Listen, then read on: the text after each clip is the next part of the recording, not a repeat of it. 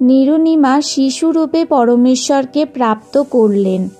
জ্যৈষ্ঠ মাসের শুক্লাপক্ষের পূর্ণিমা তিথিতে বিক্রমী সংবৎ 1455 অর্থাৎ 1398 সাল সোমবারের দিনেও তারা ব্রহ্ম মুহূর্তে অর্থাৎ সূর্যোদয়ের 1.5 ঘন্টা পূর্বের সময়কে ব্রহ্ম মুহূর্ত বলা হয়, স্নান করার জন্য যাচ্ছিলেন। নিমা রাস্তায় চলতে চলতে ভগবান শিবের কাছে প্রার্থনা করছিল যে, হে দীনানাথ, আপনার এই দাসেদেরও একটি বালক সন্তান দিন প্রভু। আপনার ঘরে কি কোনো জিনিসের অভাব আছে প্রভু? আমাদেরও জীবন সফল হয়ে যাবে। দুনিয়ার ব্যঙ্গ শুনে শুনে আত্মা খুব দুঃখী হয়ে যায়। এই পাপিনীর দ্বারা কোন জন্মে এমন কি ভুল হয়েছে যার ফলে আজ সন্তানের মুখ দেখার জন্য এত কষ্ট পেতে হচ্ছে? আমাদের পাপ ক্ষমা করো প্রভু, আমাদেরও একটি বালক সন্তান দিয়ে দাও। এই বলে নিমা অঝরে কাঁদতে লাগলেন।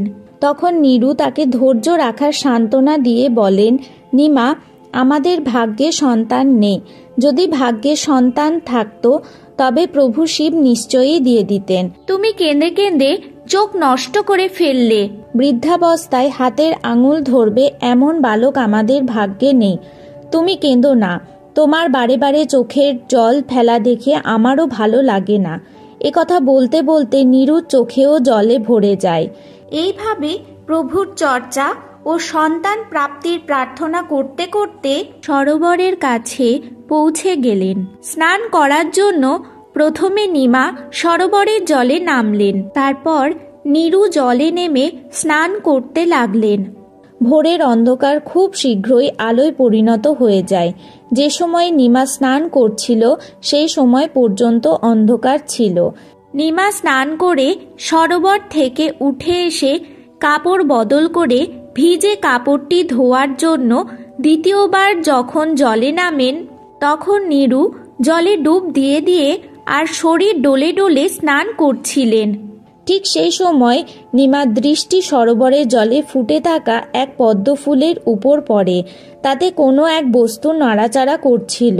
প্রথমে নিমা মনে করলেন হয়তো কোনো সাপ পদ্মফুলের ওপর বসে আছে ও তার ফনা তুলে নাড়াচাড়া করছে। সে ভাবল সাপটি আমার স্বামীকে না কামড় দেয়। তার জন্য ভালোভাবে লক্ষ্য করে দেখল।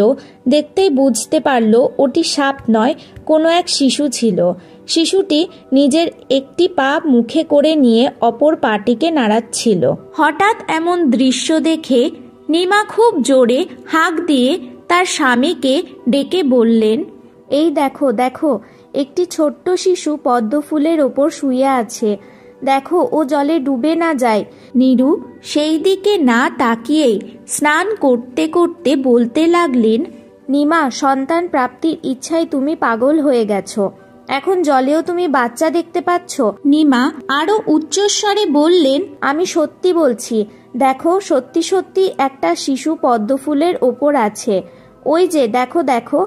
নিমার গলার স্বরের পরিবর্তন ও অধিক আগ্রহ দেখে নিমা যেই দিকে হাত দিয়ে ইশারা করছিলেন, নিরু সেই দিকে তাকিয়ে দেখলেন পদ্মফুলের ওপর সত্যি এক নবজাত শিশুকে দেখে নিরু এদিক সেদিক কোনো দিকে না তাকিয়ে ঝাঁপিয়ে পড়ে পদ্মফুল সহ শিশুটিকে তুলে এনে স্ত্রীর হাতে দিয়ে দিলেন।